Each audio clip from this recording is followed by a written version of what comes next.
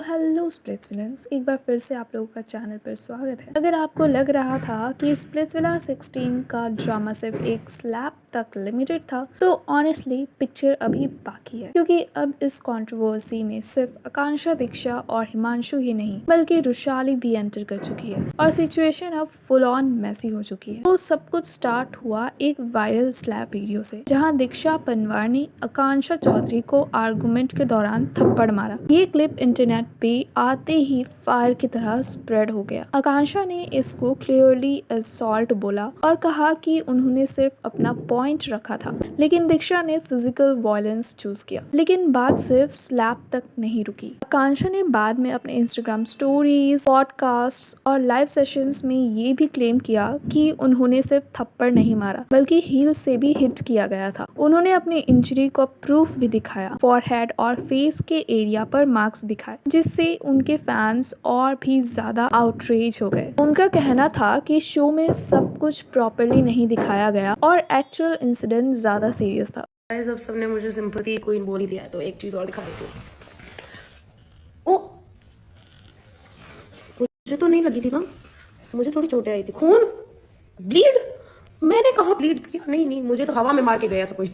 I have a proper picture, ठीक है, and I took it for the sole reason कि अगर by chance ये शो में नहीं दिखाया, क्योंकि वो बोलता है ना ब्लड आता था, फिर वो ब्लड मतलब वो नहीं दिखाया सकते नेशनल टेलीविजन पे, just for that I took pictures of my चोट। ब्लीड का पता नहीं अब शक्ल का दिखाएंगे कि नहीं दिखाएंगे, बट मैं चाहती हूँ ये सब देखे।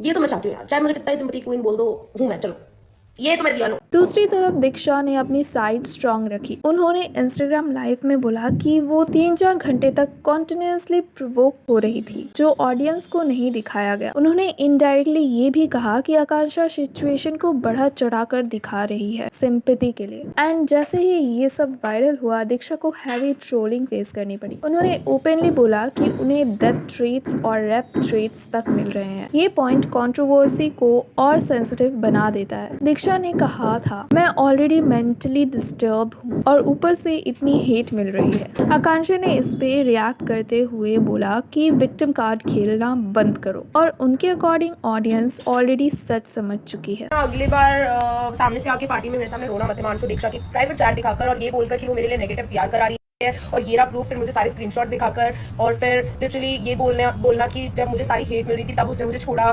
क्योंकि उसको पता है, उसको लग रहा था कि उसको जो हेट मिल रही है वो मेरी वजह से मिल रही है, और फिर मेरे सारे दोस्तों ने भी मुझे छोड़ दिया, मुझसे बात करनी बंद कर दी। तो ये अगली बार से आके मेरे सामने मत बोलना, ठीक है?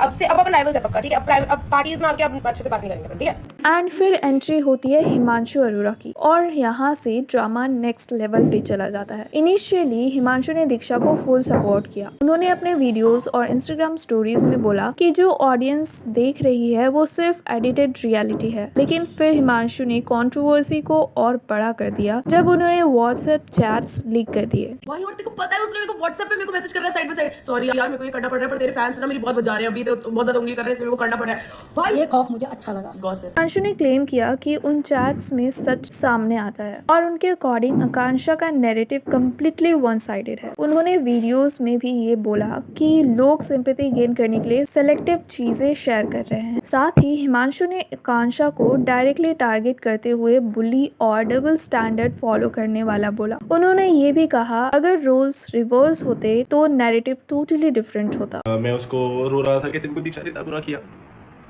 You really, as an audience, you will really buy this that if I have a problem with Diksha, I will go to Akansha and talk about it. What is happening? तो मैंने आपको बताया कि हाँ, हमारी कुछ प्रॉब्लम चल रही है, हमारा ब्रेकअप हो चुका है, और उसके अलावा मेरे पास काफी सारी रील्स भी आई हैं जहाँ पे दीक्षा ये सब क्लेम्स हो रहे हैं दीक्षा के लिए। प्राइवेट चैट्स और इंस्टाग्राम पे लोग रील डाल रहे हैं, उसमें जमीन आसमान का फर्क होता है। आकांक्षा, आप फिर से नैरेटिव बिल्डिंग करने की कोशिश करते हो और फिर पकड़े जाते हो। इस पर आकांक्षा ने भी स्ट्रॉन्ग रिप्लाई दिया और बोला, तुम मैन वर्ड्स के लायक भी नहीं हो। ये लाइन वायरल हो गई और कंट्रोवर्सी और ज्यादा पर्सनल हो गई। और तब आती है एक और एंट्री, रुशाली की। रुशाली ने ओपनली अपनी साइड ली और इनडायरेक्टली आकांक्षा को टारगेट किया। उन्होंने अपने पोस्ट्स और स्टोरीज में हिंट्स दिए कि आकांक्षा का बिहेवियर शो में भी प्रॉब्लमैटिक था, और जो चीजें अब बाहर आ रही है वो कम्प्लीटली अनएक्सपेक्टेड नहीं है। रुशाली का टोन ये सजेस्ट करता है कि वो दीक्षा की साइड पे ज्यादा अलाइंड है। उन्होंने ये भी इम्प्लाई किया कि आकांक्षा सिचुएशन को एग्जीग्रेट कर रही है और अपनी इमेज क्लीन करने की कोशिश कर रही है। इससे कंट्रोवर्सी और डिवाइड हो गई क्योंकि अब एक और कंटेस्टेंट ओपनली इन्वॉल्व हो चुका था। लेकिन सबसे शॉकिंग ट्विस्ट तब आया जब हिमांशु और दीक्षा के बीच भी फॉल आउट हो गया। हिमांशु ने सडनली अपनी टोन चेंज की और दीक्षा पर भी इनडायरेक्ट अटैक कर दिया। उन्होंने बोला ड्रॉप द एक्ट और ये हिंट दिया कि दीक्षा इंटरव्यूज में फेक इमेज प्रेजेंट कर रही है। दोनों ने एक दूसरे को अनफॉलो कर दिया जिससे क्लियर हो गया कि अब उनका बॉन्ड भी टूट चुका है। मतलब अब सिचुएशन ये है कि आकांक्षा वर्सेस दीक्षा चल रहा है। आकांक्षा वर्सेस हिमांशु ऑलरेडी हो चुका है और अब हिमांशु वर्सेस दीक्षा भी स्टार्ट हो गया है। इस सब के बीच होम ब्रेकर इंसिडेंट ने और फ्यूल डाल दिया। जब आकांक्षा का फॉरहेड पर ये टैग लिखा गया तो उन्होंने इसे डायरेक्ट कैरेक्टर असैसिनेशन बोला। उन्होंने लाइव में आकर कहा कि उन्हें डिलिबरेटली टारगेट किया जा रहा है और वो लीगल एक्शन लेने से भी पीछे नहीं हटेंगी। अब करंट सिनेरियो में ये कंट्रोवर्सी एक सिंपल फाइट नहीं रही, ये एक multi layered social media war बन चुकी है जहां हर दिन नए प्रूफ्स, नए क्लेम्स और नए एसोसिएशंस आ रहे हैं। एक साइड इंजरी प्रूफ दिखा रही है, दूसरी साइड प्रोवोकेशन जस्टिफाई कर रही है, तीसरी साइड चार्ज लीक कर रही है और चौथी साइड इनडायरेक्टली नैरेटिव्स पुश कर रही है। और सबसे बड़ा क्वेश्चन अभी भी वही है, सच क्या है? क्या ये रियल इमोशंस का आउटबर्स्ट है या फिर एक perfect planned reality show drama जो टीआरपी के लिए एक्सेलरेट हो रहा है? आपका क्या ओपिनियन है इस बारे में मुझे कमेंट करके जरूर बताना और वीडियो को लाइक शेयर सब्सक्राइब जरूर कर देना। मिलते हैं नेक्स्ट अपडेट में।